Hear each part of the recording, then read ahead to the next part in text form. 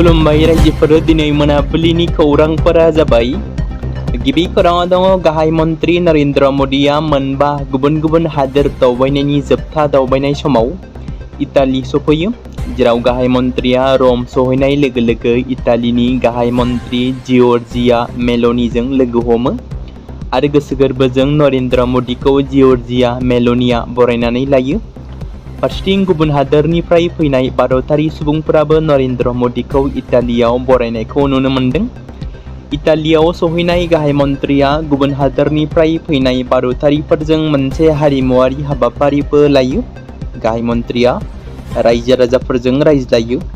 मख'नो गोनांदि गाहाय मन्त्रि नरेन्द्र मदिनि इटालि दावबायनाया भारत आरो इटालिनि गेजेराव सोमोन्दोआ गोख्रैयै गोख्रों जाबोनाय 2025 आरो 2029 जथाय मावखान्थियारि मावबिथांखिनि सिङाव मोन्नैबो हादोरफ्रा गोबां बिथिङाव हेफाजाब बांहोदों।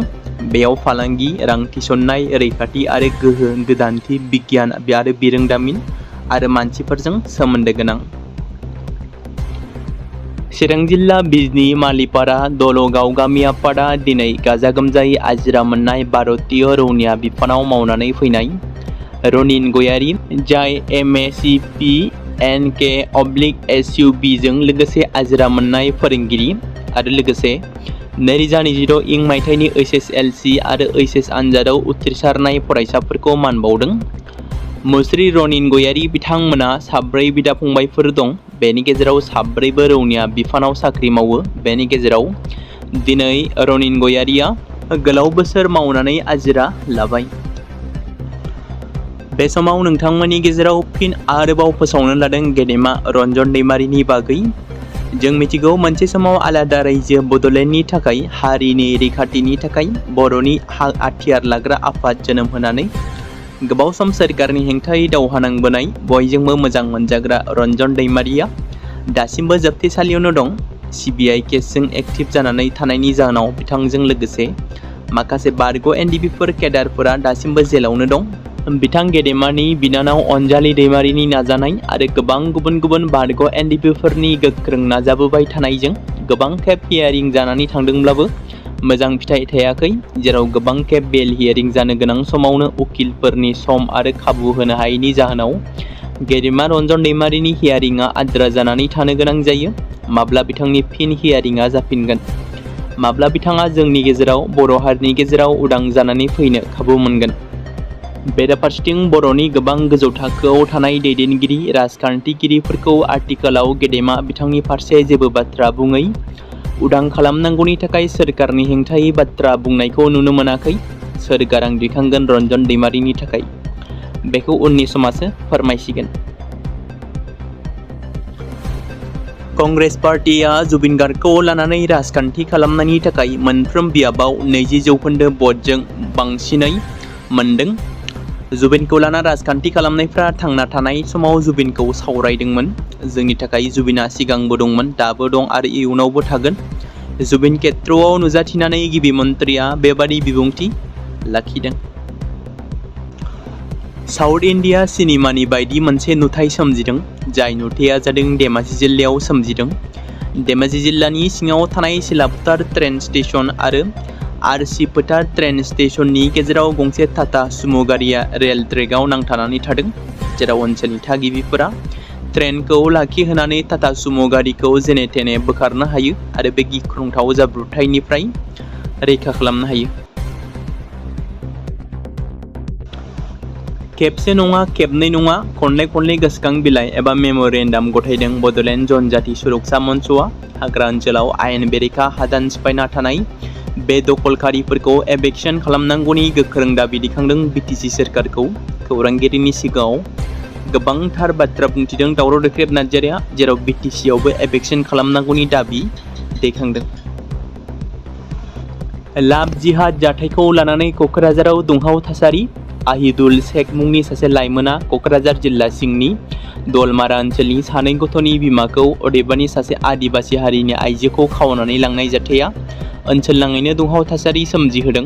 जाथायनि सोमोन्दै सालाकाथि पुलिस थानायाव FIR थिसननाय जादोंमोनब्लाबो पुलिसआ जेबो राहा लायैनि अजदजों आसा आरो नखरनि सुबुंफोरा खुद्रिसारदों। जाथायनि थार बिजिरनाय मोननांगौनि दाबिजों मंगलबार खालि आदिबासि फरायसा आफाद थामहिनबा आसानि दैदेननायाव दलमारानि लामायाव धरना खालामो।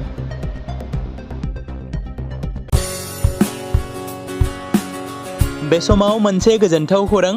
क'क्राझार जिल्लानि सिङाव थानाय बड'लेण्ड एकाडेमि सेनियर सेकेन्डारि स्कुला लानानै फैदों बिटिसि हालामनि थाखाय मोनसे गोजोनथाव खौरां। 2026 आरो 2027 सोलोंथाइ बोसोरनि थाखाय क'क्राझार तिनिआलिनि हल्टुगाव आउटपस्टआव थानाय बड'लेण्ड एकाडेमि सेनियर सेकेन्डारि स्कुला फार्स्ट इयारनि थाखाय प्रि एडमिशन एबा जेबो बेसेन होनाङालासे मुं थिसननाय आरो फर्म गथायनाया दासान्दि सोलिगासिनो दङ आरो बेनि गेजेराव देग्लायनि मेट्रिक आनजादाव 100आव 75 जौखोन्दोनि गोजौआव जौखोन्दो लानानै उथ्रिसार जानो हानाय साबा फरायसा एबा बिजाथिफोरनि थाखाय आबुङै जेबो बेसेन होनाङालासे मुं थिसननो आरो फरायनो थाखाय खाबु होनाय जादों आरो बेनि अनगायैबो बोसोरै फरायसा आरो फरायसुलिफोरखौ लानानै EBS ट्रिप एबा सोलोंथायारि दावबायनायखौ लानाय जायो। मख'जाथावदि बे बड'लेण्ड एकाडेमि सेनियर सेकेन्डारि स्कुलाव आर्ट्स स्ट्रिमनि थाखाय आयदा हिसाबै इंलिश ML बड', political science, education, history, economics, advance बड' गासैबो आयदाखौ मोननो हागोन आरो बे सेकेन्डारि स्कुलाव इंराजि आरो बर' बिजोङा थागोन। मोजां सोलोंथाइ लानायनि अनगायैबो बड'लेण्ड एकाडेमि सेनियर सेकेन्डारि स्कुलाव उफ्रा सोलोंथाइ हिसाबै एनभायरनमेन्ट फिल्ड स्टाडि बायदिखौ लानानै सोलोंथाइ लानो हागोन। बेनि अनगायैबो बे फरायसालियाव हौवासा आरो हिन्जावसाफोरनि थाखाय आलादा आलादायै हस्टेलनि खाबुफोर होनाय जादों। बेनि थाखाय नोंथांमोना आबुङै मिथिबावनो थाखाय एबा थोंजोङै फोनांजाब खालामहर 9101488399 जानबुं नम्बराव।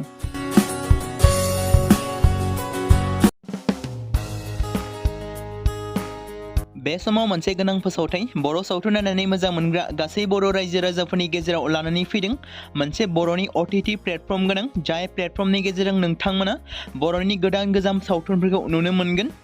थांनाय माखासे बोसोर सिगां बर'नि गेजेराव लानानै फैनाय निउबो एप बायदिनो फिन आरोबाव लानानै फैदों बर' रायजो राजाफोरनि थाखाय।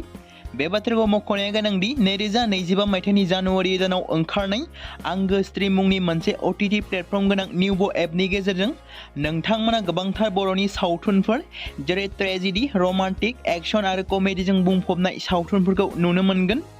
जेरै सनानि नखर, थांखि गैयै समाज, अनसुला आफा, हिर', बिमा बायदि बाजै, अर, थैसाम, वान्टेड, संदान आरो रं नाम्बार बायदि सावथुनफोरा मख'जाथाव। बेफोर सावथुनफोरखौ नायनो थाखाय नोंथांमोना गिबियावनो आंगो स्ट्रिम एपखौ गाव गावनि मबाइलाव थानाय प्ले स्ट'रनिफ्राय डाउनल'ड खालामनानै लोगोसे इनस्टल खालामनानै गावनि मबाइल नाम्बारजों लगइन खालामनानै लाग्रोनांगोन। बेनि उनाव नोंथांमोना गोबांथार नुनो मोनै सावथुनफोरखौ गुगोल पे, फन पे आरो पेटिएमजों रं नाम्बार सावथुनखौ नायनो थाखाय 60 रां आरो संदान सावथुनखौ नायनो थाखाय 80 रां, वान्टेड सावथुनखौ नायनो थाखाय 60 रां, थैसाम सावथुनखौ नायनो थाखाय 60 रां बेबायदिनो गोबांथार नुनो मोनै सावथुनफोरखौ नायनो थाखाय सुबिदा खालामनानै होदों आंगो स्ट्रिम प्लेटफर्मा। फिन नोंथांमोननि गेजेराव फोरमायबावनो लादों बर' सावथुन नायनानै मोजां मोनग्रा गासै बर' रायजो राजाफोरनि गेजेराव लानानै फैदों मोनसे बर'नि OTT प्लेटफर्म गोनां, जाय प्लेटफर्मनि गेजेरजों नोंथांमोना बर'नि नुनो मोनै सावथुनफोर जेराव गोदान गोजाम सावथुनफोरखौ नुनो मोनगोन। बे बाथ्राखौ मख'नाया गोनांदि 2025 मायथाइनि जानुवारि दानाव दिहुनजानाय आंगो स्ट्रिम मुंनि मोनसे OTT प्लेटफर्म गोनां एपनि गेजेरजों नोंथांमोना गोबांथार बर'नि ट्रेजेडि, रमान्टिक, एक्शन आरो कमेडिजों बुंफबनाय सावथुनफोरखौ नुनो मोनगोन। जेरै रं नाम्बार, संदान, वान्टेड, थैसाम, अर, बिमा बायदि बाजै, हिर', अनसुला आफा, थांखि गैयै समाज, सनानि नखर बायदि बायदि सावथुनफ्रा मख'जाथाव।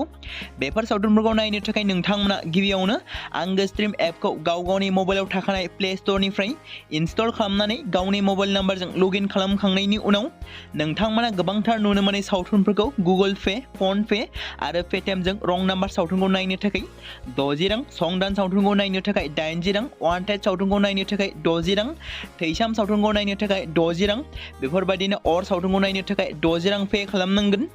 बेबायदिनो गोबांथार नुनो मोनै बर' सावथुनफोरखौ नायनो थाखाय सुबिदा खालामनानै होदों आंगो स्ट्रिम प्लेटफर्मा। बे समाव मोनसे गोजोनथाव खौरां बिटिसि हालामनि रायजो राजाफोरनि थाखाय मोनसे गोनां फोसावथाय। क'क्राझार जिल्लानि सिङाव थानाय बड'लेण्ड एकाडेमि सिनियर सेकेन्डारि स्कुला लानानै फैदों गोजोनथाव खौरां।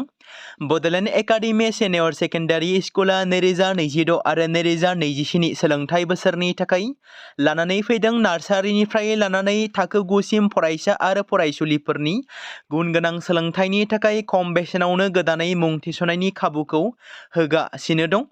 मख'जाथावदि क'क्राझार जिल्लानि हल्टुगाव आउटपस्टआव थानाय क'क्राझार तिनिआलिनि बड'लेण्ड एकाडेमि सिनियर सेकेन्डारि स्कुला गुन गोनां सोलोंथाइ होनायजों लोगोसे थाखो 9 नि थाखाय इलेक्टिभ साबजेक्ट महरै मेथामेटिक्स, जिअ'ग्राफि, हिन्दी, हिस्टरि बायदि आयदाखौ लानो हागोन। मोजां सोलोंथाइ लानायनि अनगायैबो बड'लेण्ड एकाडेमि सिनियर सेकेन्डारि स्कुलाव उफ्रा सोलोंथाइ हिसाबै environment field study, English speaking course बायदिखौ लाफानानै सोलोंथाइ लानो हागोन। बेनि अनगायैबो गोजान लामा हान्थिनानै फरायग्रा फरायसा फरायसुलिफोरनि थाखाय आलादायै मोजां हस्टेलाव थानानै फरायनो हानायनि खाबुफोर होनाय जादों। बेनि थाखाय नोंथांमोना आबुङै मिथिबावनो थाखाय एबा थोंजोङै फोनांजाब खालामहर 9101 488 399 जानबुं नम्बराव।